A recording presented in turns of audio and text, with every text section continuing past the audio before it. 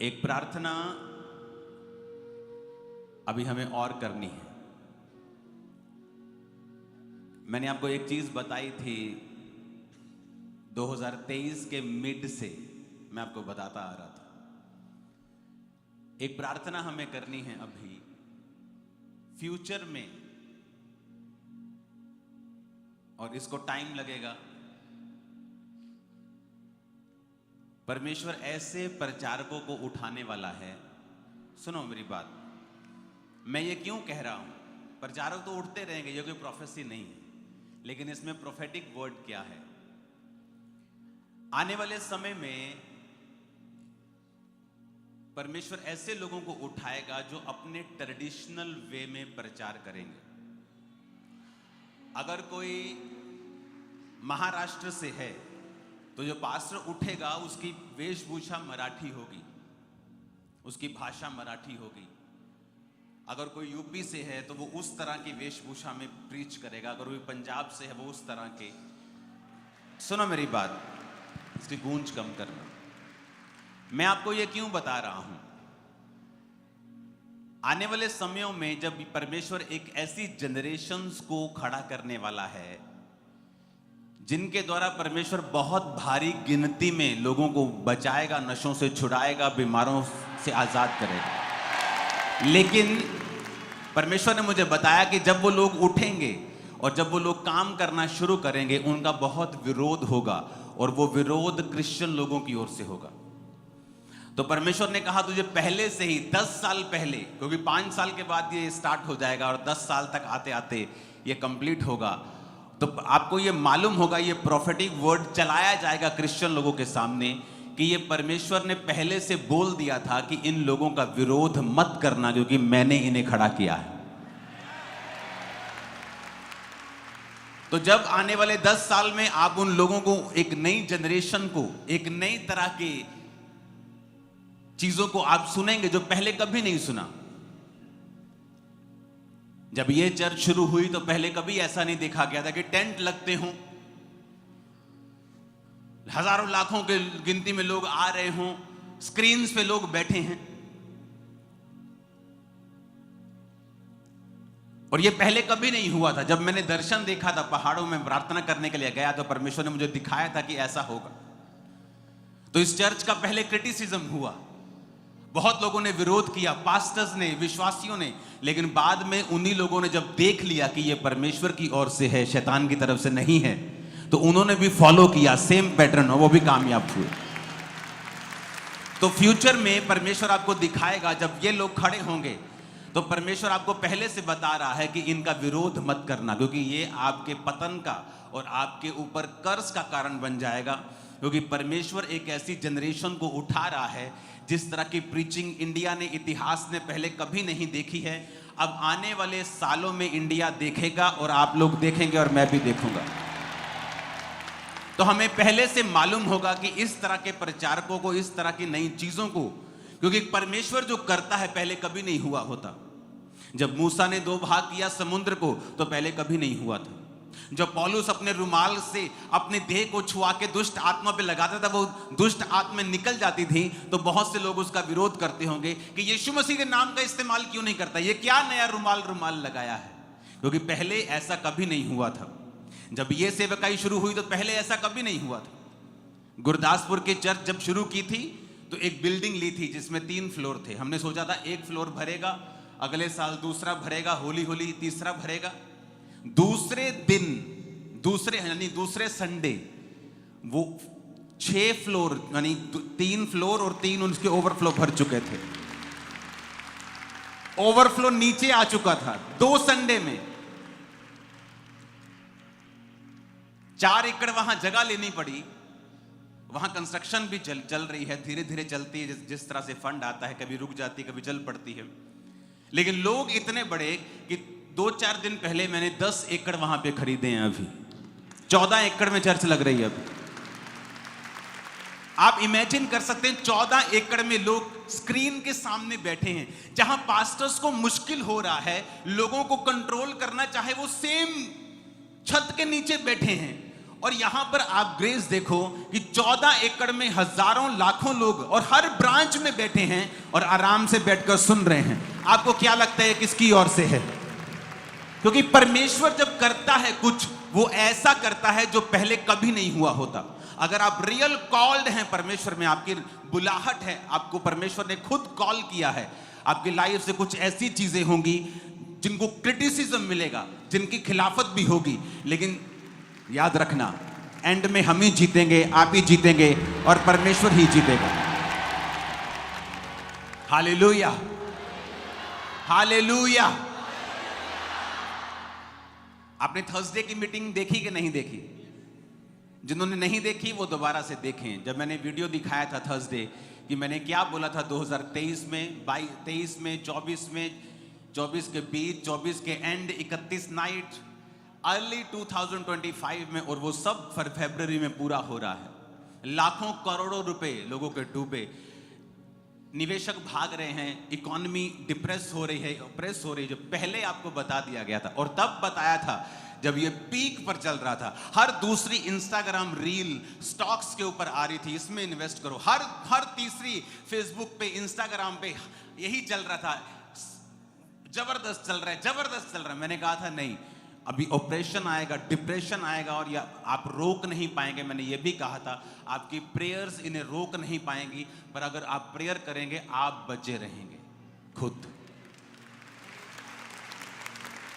अब मैं आपको आने वाले समय में बता रहा हूं कि जब ये नई जनरेशन उठे, जब ये नई तरह की खेप तैयार हो, जिसे परमेश्वर ने अपने माइटी हैंड से तैयार किया है, जिनको वो चुन चुका है।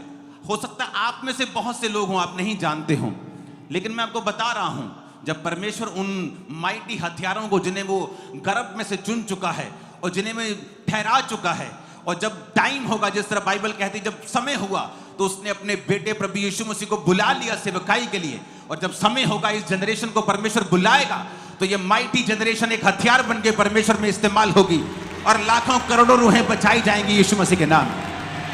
और जहां पर टीवी नहीं पहुंच सकता, इंटरनेट नहीं पहुंच सकता, आप बोलेंगे टीवी इंटरनेट तो हर गांव गांव में है। मैं आपको बता रहा हूं, जो परमेश्वर कह रहा है मैं बोल रहा हूं। जहां टीवी नहीं पहुंचा, लोग नहीं पहुंचे, ये जनरेशन वहां जाकर भी काम करेगी और जबरदस्त काम करेगी। और ये ऐसी जनरेशन होगी जो गरीब से गरीब के पास भी जाएगी और उस शहर के एमएलए के पास और उस स्टेट के मुख्यमंत्री के पास जाकर भी प्रीच करेगी। और ये डरने वाली जनरेशन नहीं होगी, ये गिदोन की तरह खड़ी होगी, ये पतरस और पौलुस की तरह काम करेगी। आमीन। मेरे को खड़कने वाला चाहिए, शैतान को हिलाने वाला।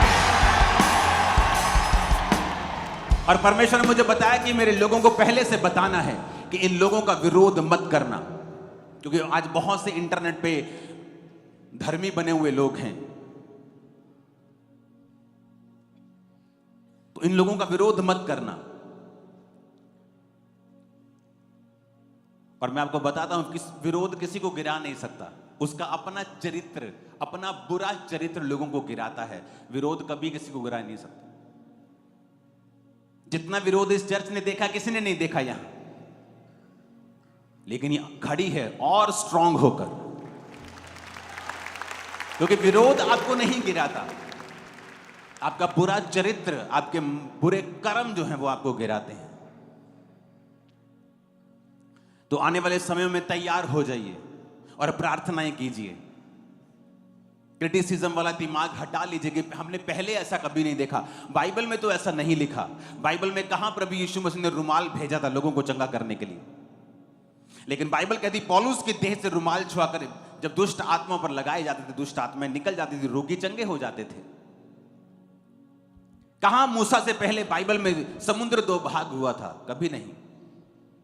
समसौन ने गधे की जबड़े की हड्डी से 1000 फिलिस्तीनी पुरुषों को मार डाला था, पहले कहां हुआ था?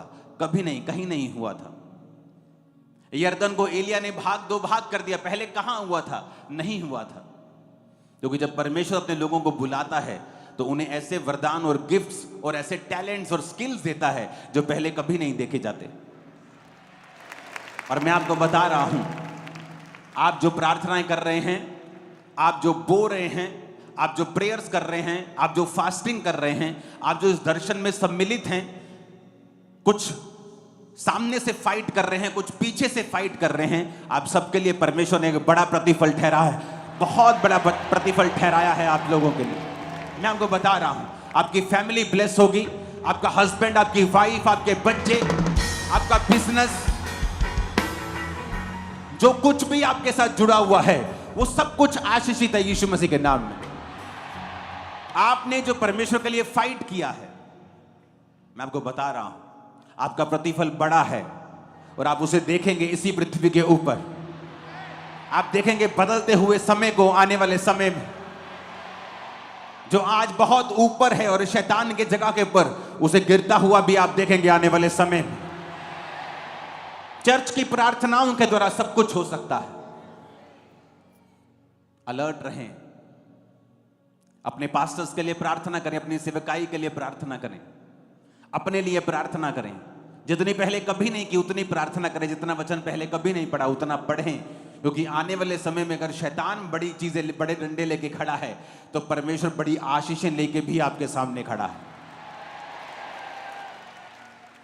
अपने हाथों को उठा प्रार्थना करते हैं, मेरे पिता, जो आने वाली मजदूरों की खेप तूने तैयार करके रखी है, पिता हम मांगते हैं उन्हें सुरक्षित रख। जब तूने बुलाए अपनी माइट से, अपनी ताकत से, वो तेरे कामों में इस्तेमाल हो, बिना किसी शक, बिना किसी डर के। हर डर का, शक का, रुकावट का आत्मा उनकी जिंदगियों को छोड़ के जाता रहे और वो एक माइटी वेपन की तरह इस्तेमाल हो। प्रभु यीशु मसीह के सामर्थी नाम में हम मांगते हैं, आमीन। ऊंचा ये आशीष हमारी है चर्च। मैंने कहा आमीन, ऊंचा ये आशीष हमारी है चर्च।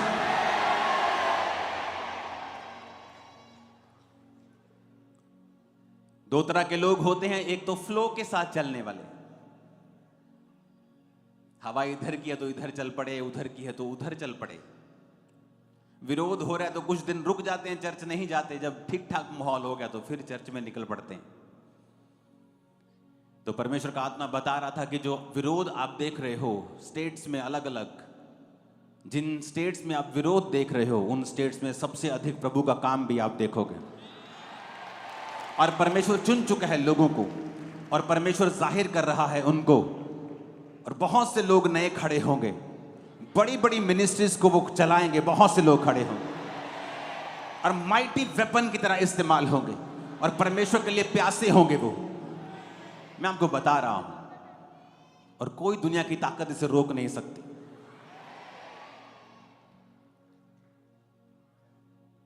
यीशु मसीह का काम रोकने में सबसे बड़ा जो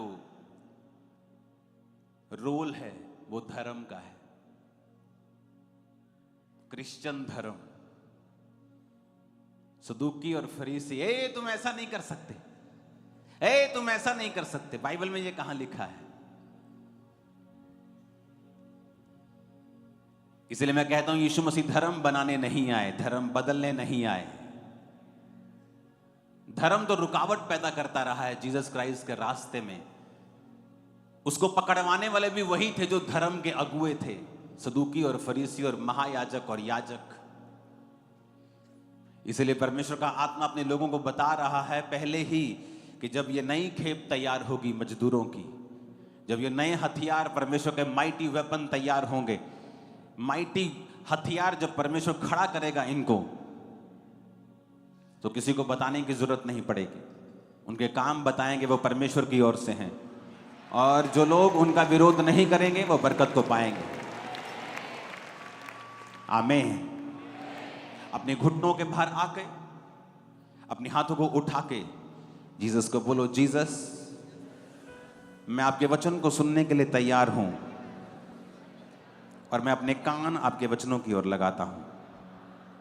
मांगो अपने हाथों को उठा के ऊंची आवाज में।